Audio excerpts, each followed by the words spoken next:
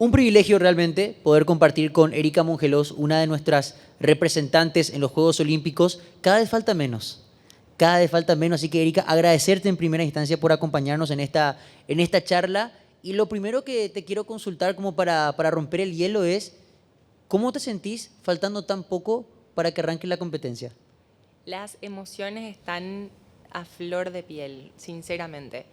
Todavía trato de como estar consciente de a dónde estamos yendo, porque si bien la rutina continúa, igual vamos a entrenar, misma cancha, mismos ejercicios. Cambiamos un poco, estamos cargando un poco más ahora, que tenemos un momento bastante breve para recuperar lo que se desgastó con las competencias, pero cada vez que pienso en lo que tengo que llevar, en las situaciones con las que nos vamos a encontrar, me emociono. Cada vez que hablo de la cantidad de trabajo que pasamos, que hicimos, y falta una semana para concretar este sueño. ¿En qué cambió la rutina? Porque me decís al final de cuentas que la rutina es similar, pero yo creo que hay una carga emotiva, no sé si una carga de estrés o de tensión en realidad, porque estrés no, porque al final de cuentas es un sueño como mencionás, pero en ese apartado, ¿cómo ha cambiado? Cambió más que nada como la ocasión. No es temporada porque no es tan larga, pero hay momentos en los que uno carga, uno baja. Eh, la rutina de entrenamiento básicamente es la misma. En definitiva cambia un poco la sensación, porque normalmente uno cuando se está preparando para una competencia estás pensando más en cuestión de resultados, en, bueno, necesito esto para sumar estos puntos, necesito tal, o depende de la importancia del torneo que uno va a jugar también. Entonces ahora que nos vamos a estrenar en los Juegos Olímpicos, cambia un poco también la sensación de lo que es cada entrenamiento de pelota, técnica, física, la parte de musculación, pero nada más eso, o sea, le estamos cargando un poco para poder llegar en la mejor forma de nuevo a los Juegos Olímpicos. Cuando se dio la locura que fue la clasificación en ese estadio mundialista de los Punandé y todo ese contexto maravilloso, se decía en pleno festejo que quedaba lo más difícil, que era la elección de la dupla, porque dentro del contexto de la competencia, todas tenían una participación más o menos importante, eso no importa, pero una participación para liderar a nuestra bandera. ¿Cómo ha sido ese momento y sobre todo en la intimidad, cómo han manejado esa situación de sentarse y decir, compiten ellas, algunas son reservas, otras no?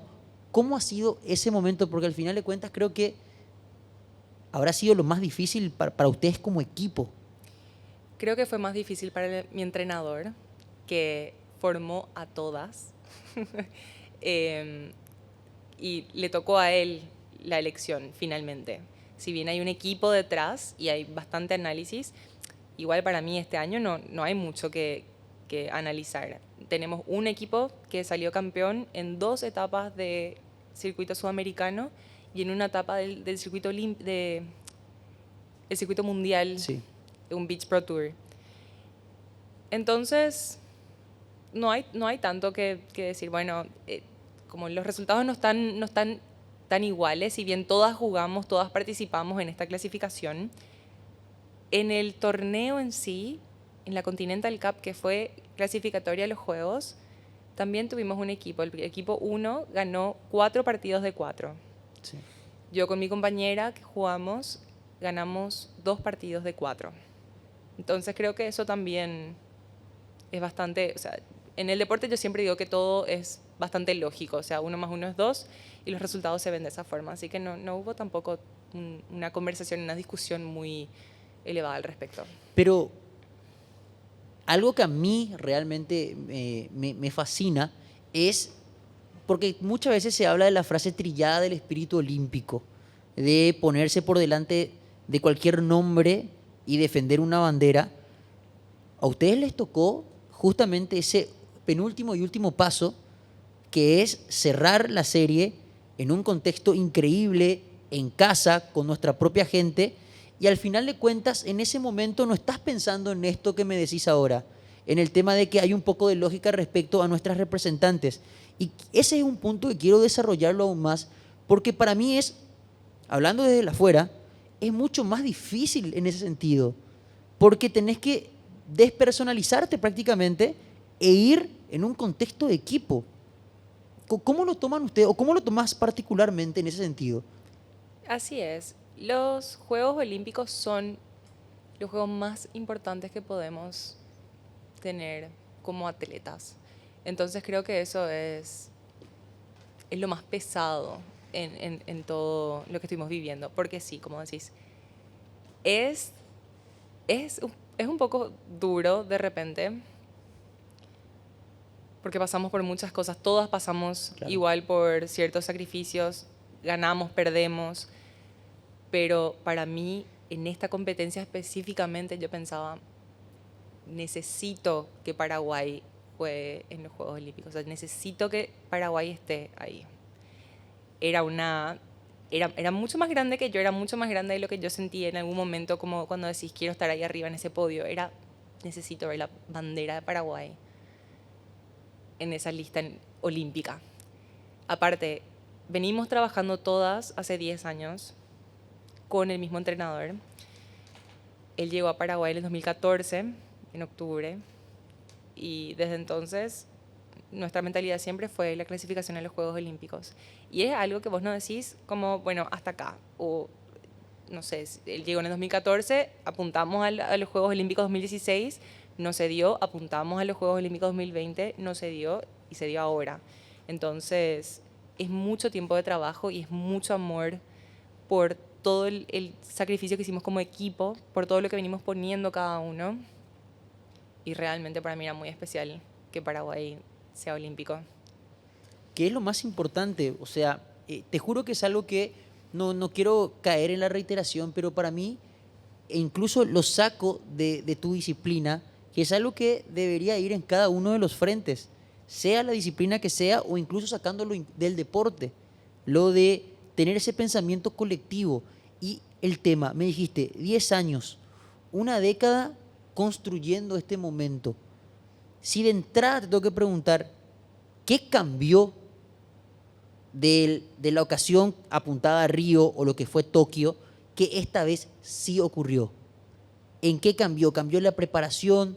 Porque al final de cuentas uno puede estar totalmente preparado, pero también puede haber un golpe de efecto, una dinámica positiva.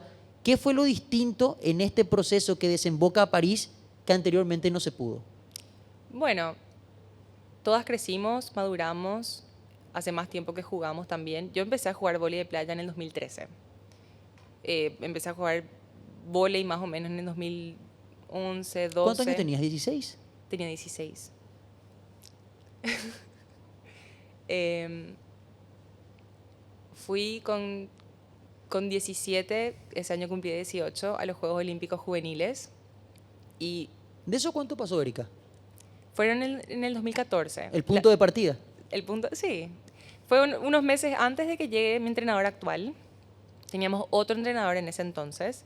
Y ya habíamos empezado un trabajo mucho más profesional de lo que Paraguay tenía. Es más, el vóley de playa de por sí es medio nuevo en los Juegos Olímpicos. La primera vez que el vóley de playa participó de los Juegos Olímpicos fue en el 96. Y el vóley de playa empezó en Paraguay creo que en el 2010, más o menos. Es nuevo. En Atlanta debutó la disciplina. Sí, sí. Pero ¿cómo se construye eso? O sea, ¿en qué momento? Porque naturalmente está el vóley de piso. Te preguntaba antes de salir al aire sobre como nosotros en el fútbol de campo, el fútbol normal y el fútbol queda feo, te decía. Pero el vóley de piso, ¿cómo se da tu...? Porque a los 16 empezás a competir.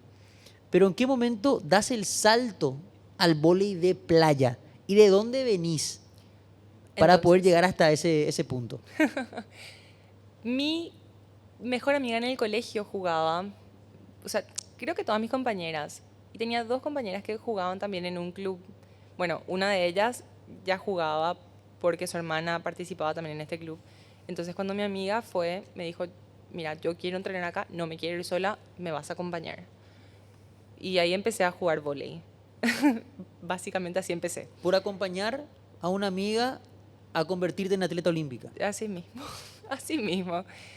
Em, Después me convocaron a vóley de playa. Participé en un sudamericano juvenil, sudamericano sub-15 de vóley de piso. Y me decepcioné un poco porque me di cuenta que nos faltaba mucho. O sea, sentía que era imposible llegar hasta un nivel competitivo internacionalmente. Esto era con vóley de piso. A mí me convocaron a vóley de playa y la estructura de entrenamiento ya era distinta, la mentalidad era distinta. Me costó bastante tiempo entender lo que era formar parte de una selección y ser representante. La primera vez que competí internacionalmente por vóley de playa ese año, fue en los Juegos Sudamericanos Juveniles en Lima 2013, fue la primera vez que se hicieron estos Juegos. Y jugamos la final, que fue algo súper motivante para todos, no solamente para nosotras como atletas, pero como equipo, como Paraguay, porque nos dimos cuenta que veníamos haciendo un buen trabajo, capaz que uno de los mejores trabajos de Sudamérica.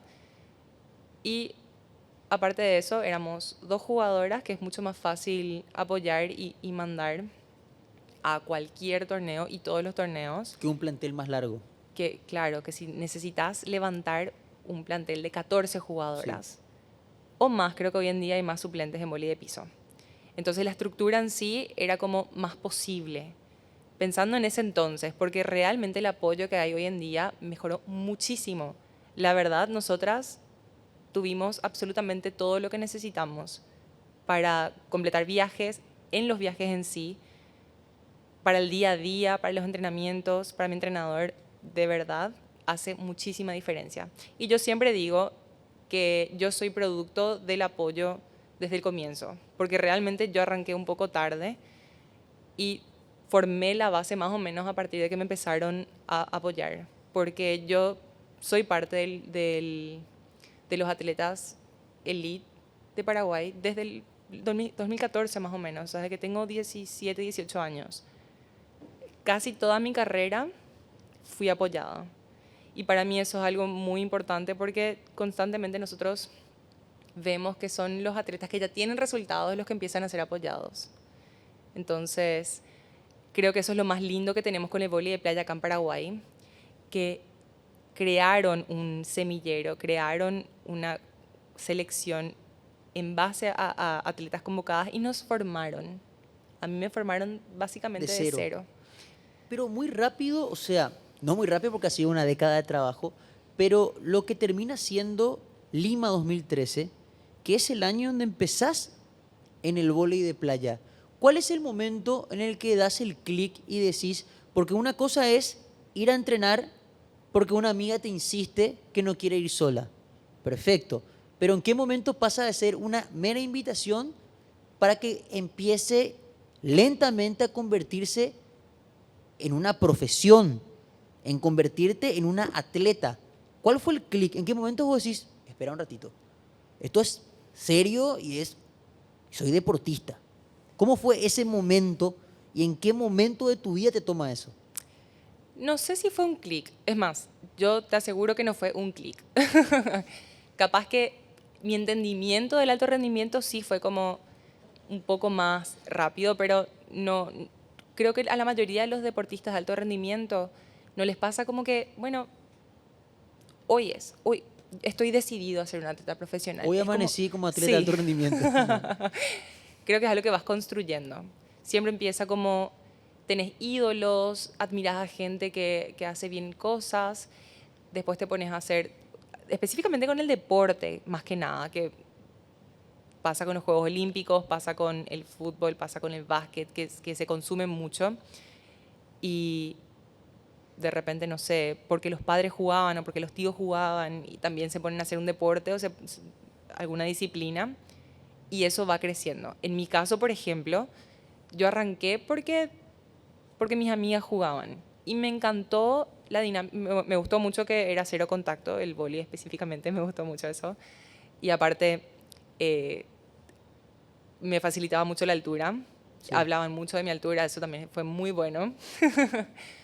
Y con el pasar del tiempo fui creando más objetivos, fui soñando más cosas, fui queriendo más cosas Y para llegar a ciertas metas, o sea, para llegar a los objetivos, hay que hacer un trabajo. Entonces, a medida que iba siendo más ambiciosa en el deporte, también iba creciendo más el trabajo. Entonces, como ir hilando un poco lo que es ser profesional. Y después, para ser profesional, bueno, tenés la parte del apoyo donde tenés que rendir cuentas, etcétera. Claro.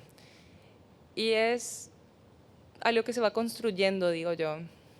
Porque tenés el sudamericano y después ya vas a los Juegos Olímpicos Juveniles. ¿Cuál es también, obviamente hay una década de construcción del atleta, en tu caso, y también de la personalidad y la experiencia, pero el nivel en ese momento, si tenés que hacer un cuadro comparativo entre esta previa para París y la previa a aquellos Juegos, ¿en qué se parecen y en qué se diferencian claramente? Si hay diferencias en el nivel de trabajo y ansiedad mismo que podés tener en este momento. Bueno, todo cambia, absolutamente todo cambia. Fueron 10 años de crecer. Entonces no es simplemente qué hicimos bien acá, qué hicimos mal. Cambiamos la actitud, cambiamos nuestra forma de pensar, mejoramos nuestro juego, tomamos mejores decisiones dentro de cancha, fuera de cancha. Pero son cosas que vas aprendiendo, no son cosas que vos decís, bueno, si hacía esto, capaz que sí, capaz que no. Porque fuimos aprendiendo bastante también sobre nuestro deporte y lo que podemos hacer acá en Paraguay. Porque dentro de todo, o sea, vos tenés el manual que alguien más escribió y que le salió y le resultó a alguien no sé, en Brasil o en Estados Unidos. Pero es totalmente diferente la cultura, es totalmente diferente el lugar donde podés jugar. Para empezar, nosotras jugamos vóley de arena, Claro, no vóley de playa. no volei de playa. Si bien nuestro deporte hoy en día es más de arena que de playa, porque podés controlar más las situaciones, porque constantemente nosotras estamos sometidas a las situaciones climáticas. Pero en definitiva cambió muchísimo lo que fue la experiencia para mí en el 2014 a lo que es ahora. Para empezar, soy muchísimo más consciente de lo que son los juegos, que es algo que yo valoro muchísimo que hagan con las competencias de menores, porque es muy importante que cuando estás empezando entiendas ya de estas cosas y que puedas vivir como motivación y como para poder aprender. Porque para mí, el después de los Juegos Olímpicos de Menores fue como que me cayó toda la experiencia que tuve estando ahí. Si bien yo estaba viviendo nomás cuando estaba físicamente en la Villa Olímpica y jugando. Pero después el recuerdo es como Estuvo ahí. es gigante, es una sensación súper linda, súper emocionante, porque de verdad no sé cómo explicar el espíritu olímpico, es ver los aros y saber que sos parte de estos escenarios, de todo, es muy grande. Se podría redondear como algo que está muy de moda, el aura. O sea, el Sí, aura que tiene un deporte o que tiene una presencia. Además, en este caso es París, de esas ciudades que tienen aura particular y encima en este contexto olímpico es como cerrar los ojos y imagínate que en mi caso iré a cubrir y yo estoy emocionado. Yo no me quiero imaginar cómo sería yo planteándome como deportista. O sea, realmente lo único que te puedo decir es la envidia sana de poder estar planificando eso. Es realmente increíble, pero hay el punto que decías del tema del vóley de playa y nuestro vóley de arena. Una de las cosas fascinantes que tiene este país es que somos potencia en la arena, porque nos pasa con la selección de fútbol de playa, pasa con ustedes. O sea, ¿cuál puede ser la explicación? Porque Brasil, Estados Unidos son las mecas de estas disciplinas. ¿Y cómo hicimos nosotros como país o como team olímpico, ya poniéndonos y utilizando los términos adecuados, para poder plantarnos ahí? Porque en tu caso pasaste del vóley de piso al vóley de playa. Pero playa, decís. El simple hecho de asociar Paraguay con playa nos cierra. ¿Cómo, ¿Qué explicación le darías a eso? no sé si es específicamente porque es de arena, porque es de playa. Creo que fue una oportunidad. Son oportunidades. Capaz que a nivel global son deportes como en inglés sería underrated, Sí. como subvalorados, Infravalorados. ¿no? Infravalorados. Claro que es tan difícil de Todavía. entenderlo, pero una vez que te sentás a ver, yo te hablaba del vóley en el contexto olímpico, porque cuando arrancan los Juegos Olímpicos, cualquier disciplina te parece una cuestión fascinante de ver y la preparación, pero entra en ese contexto de infravalorado entonces para vos el vóley de playa. No digo que esté ahora mismo ahí, pero que son deportes a nivel global que no se consumen de la misma forma como el tenis, el fútbol, Claro. otros deportes que son súper históricos y enormes que se consumen en todas partes del mundo. O sea, vos decís Nadal, Federer, Djokovic y todo el mundo sabe quiénes son o a qué Claro. pertenecen, ¿no? Y el vóley de playa para mí es un deporte súper popular, pero del cual no se conoce tanto ni se consume tanto. Y creo que si te toca ir al escenario de vóley de playa en París, vas a entender por qué. Para empezar, el escenario está ubicado frente a la Torre Eiffel. No, cuando vimos la... Es uno de los escenarios más emblemáticos que tiene París. Y los torneos de vóley de playa son súper energéticos y son muy dinámicos. Es algo que fueron involucrando a medida que pasó el tiempo, pero también, como empezó en la playa, de por sí la gente siempre estuvo feliz o siempre está alegre, siempre está con ganas de hacer algo cuando está en un partido de vóley, ya sea mirando o jugando. Y hoy en día tienen un montón de músicas, la gente aplaude, grita, como que se puede participar mucho. Tiene show. Hay mucho show y hay espacio para ese show. Y lo que yo siempre digo es, nosotros jugamos constantemente en el sol, entonces tenemos mucha vitamina D y somos muy felices. Bueno, tiene un punto, tiene un punto, pero eso que decís me trae me lleva a la siguiente pregunta. Estando ahí, ¿ustedes son conscientes de lo relajado del contexto? Porque el contexto es espectacular, música, normalmente es playa, sol, alegría, y ustedes ahí compitiendo, teniendo que estar concentrados, o sea, cuando va el punto, se frena un rato, festeja el speaker, suena la música a todo volumen, los perros bailan. ¿Ustedes pueden darse cuenta de lo que pasa alrededor? Creo que depende de cada atleta y yo creo que esto va a pasar en cada deporte. A mí me pasa que yo estoy súper concentrada, para mí no es ni un poquitito divertido. No hay show. No, sí es divertido, pero es más divertido cuando estás ganando o cuando ya ganaste. Sí, yo estoy bastante enfocada en la cancha y en lo que hay en la cancha porque también afecta mi concentración. Hay otros deportistas que pueden estar totalmente concentrados y enfocados mientras hablan con el público, mientras ven otras cosas. Llegué a jugar con una compañera que escuchaba lo que pasaba afuera y venía y me contaba, está fulano de tal diciendo tal cosa y yo, para empezar, ¿Cómo lo ni hace? le veía, no tenía ni idea que estaba ahí. Y nada, creo que depende de cada atleta. Y también forman parte de lo que entrenamos. Ah, eso también se entrena. También, bueno, vas aprendiendo con la experiencia, porque si no te gusta y te afecta todo este ruido, entonces tenés que ir acostumbrándote. ¿Tenés una experiencia positiva y no tan positiva en un contexto así? Porque me imagino que en los campeonatos mundiales es más de lo mismo, porque te ha tocado ya representar muchas veces y cuando te ha tocado estar ahí, tenés una experiencia positiva de escuchar. Vos decías lo de tu compañera que está acá, está allá, pero para bien, para mal, ¿cómo te ha ido en ese sentido? Tengo un poco de todo. No es tan fuerte, por suerte, en mi experiencia. Sí, de repente el público, el aliento del público se siente bastante. Por eso me encanta el estadio de los El Pinandí. mundialista. El estadio que tenemos acá es genial. Yo creo que no hay otro estadio como este en Sudamérica. Que nada, recibís toda la onda positiva y para mí eso fue lo que más se notó en la Continental Cup que jugamos, clasificatoria de los Juegos Olímpicos. Como que éramos uno y sentía realmente que estábamos en ¿Te casa. esperabas eso?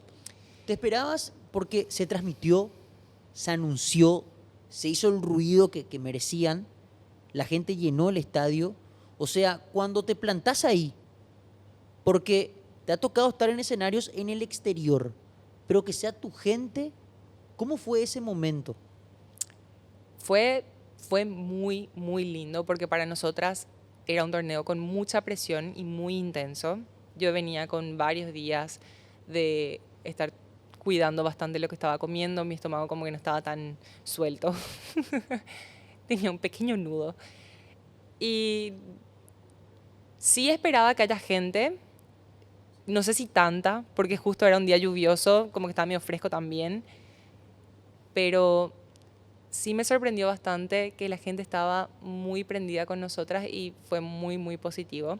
Si bien tuvimos una experiencia hermosa también en los Juegos de ASU 2022, Sí. entonces no fue una sorpresa totalmente nueva, Claro, pero de por para la ahí, redundancia. ese contexto es en el contexto de lo que fue Odesur, pero es distinto tener el impacto por sí solo, entre comillas. En ese sentido te consultaba. Sí, bueno, yo creo que se notó igual Sí. cómo afectó, en definitiva. O sea, te estuve explicando que nosotras veníamos perdiendo el segundo set ya después de perder el primero y remontamos eso y ganamos el partido. O sea, si no estábamos en casa, no sé cómo hubiera sido la situación. Ah, vos crees, o sea, eso es un punto clave. O sea, termina siendo el contexto clave porque ustedes estaban prácticamente perdiendo el segundo set y ahí se da la remontada y logran forzar el tercero. Eso en un contexto de localía se sintió. Sí, en definitiva, en definitiva. No sabría, de nuevo, no sabría decirte cómo pudo haber sido, capaz que ganábamos 2-0 en otro país, no sé. Pero yo creo que porque estábamos en casa, que porque recibíamos tanta buena onda, porque hay veces que estás perdiendo y cuesta un poco salir, o sea, sacarte a vos mismo de esa sensación de estoy perdiendo.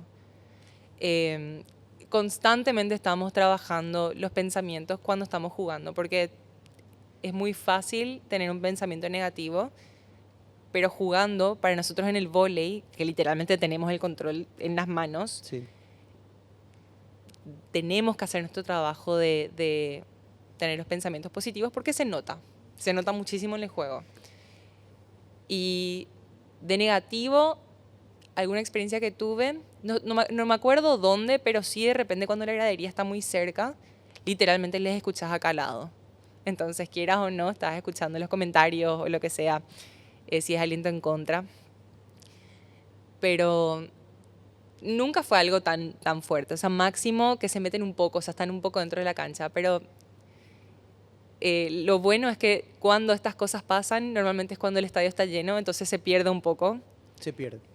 Y nada, yo creo que eso es lo lindo de jugar en estadios también. Todo se siente mucho más magnífico. La remera que se colocaron cuando terminó decía hicimos historia.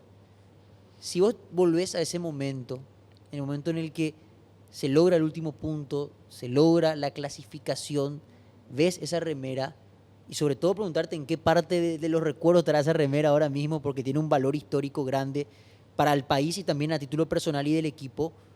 Ese momento puede llegar a ser superado en París específicamente o crees que esa sensación de haber logrado llevar nuestra bandera a unos Juegos Olímpicos ya es el orgullo más grande? Bueno, no sé si superado, pero sí fue una sensación única. Entonces, no sé si puede ser siquiera replicado, porque fue la primera vez, Sí. entramos y yo de verdad no paraba de pensar como, ya está, esto es, o sea, era una felicidad tan genuina. Fue muy especial también que hayan llegado con las remeras. Me quedé pensando, ¿y qué pasaba si no? Y la famosa historia. Sí, pero fue, fue una fiesta.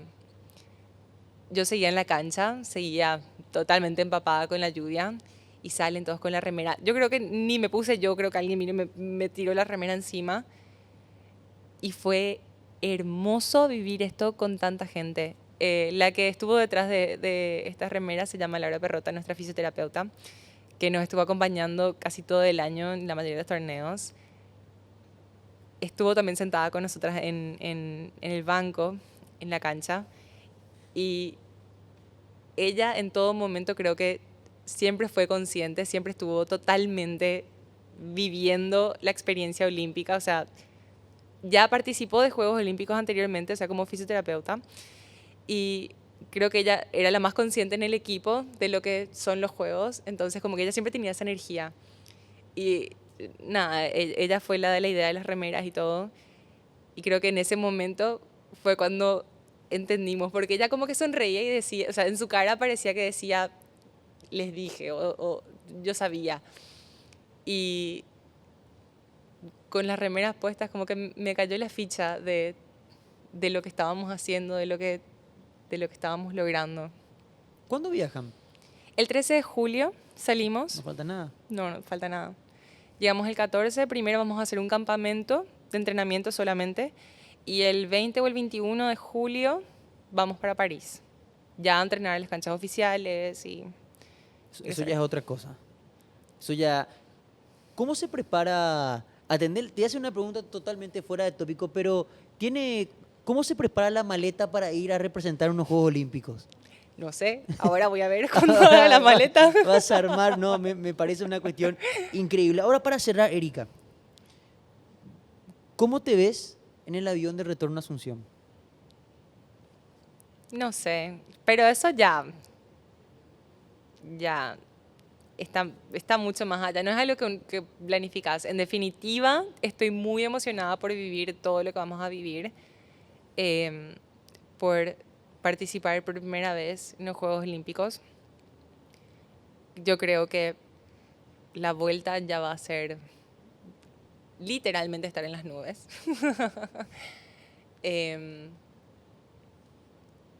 Traer a casa el bolsito, como eso que tanto quería, tipo tener en las manos, porque hasta ahora como que hablamos igual está futuro, ya estamos adentro pero está futuro.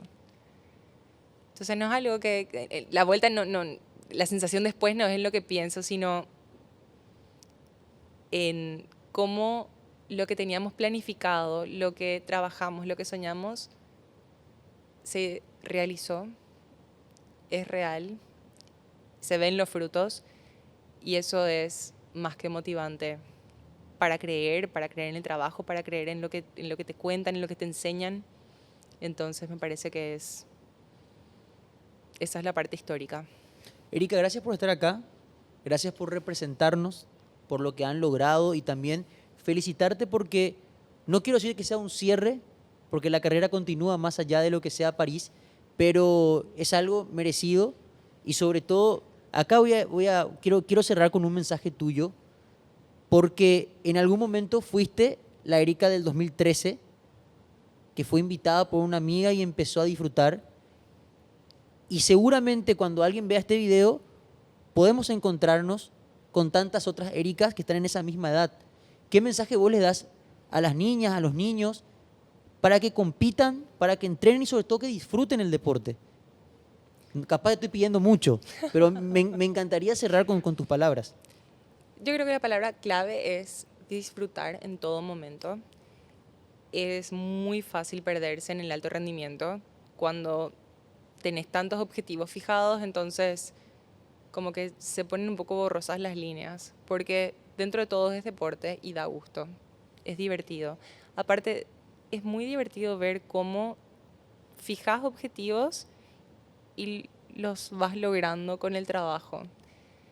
Porque como te dije anteriormente, para mí el deporte es súper lógico, 1 más 1 es 2. Entonces si vos haces el trabajo se ve tal cual. Y para mí, lo que me diría a mí misma anteriormente es clave tratar de superarse a uno mismo. La competencia existe y aunque te digan siempre que la competencia es contigo mismo, realmente estás compitiendo con alguien más todo el tiempo. Pero lo importante de verdad es fijar tus propias metas y crear tu propio camino, porque cada carrera es diferente y algunas son más largas, otras son más cortas, algunos reciben como resultados un poco antes, otros no tanto. Y para mí hay que disfrutar el proceso y crear tu propia carrera, tu propio camino. Muchas gracias, Erika. Muchas gracias a vos. Muchas gracias por tenerme acá. Ahí está, muchas gracias. Así que hablamos con Erika en la previa, nada más y nada menos. Viaja el 13. O sea, ¿cuánto falta? Falta poquísimo para iniciar este camino de lo que será el Team Paraguay en los Juegos Olímpicos de París 2024.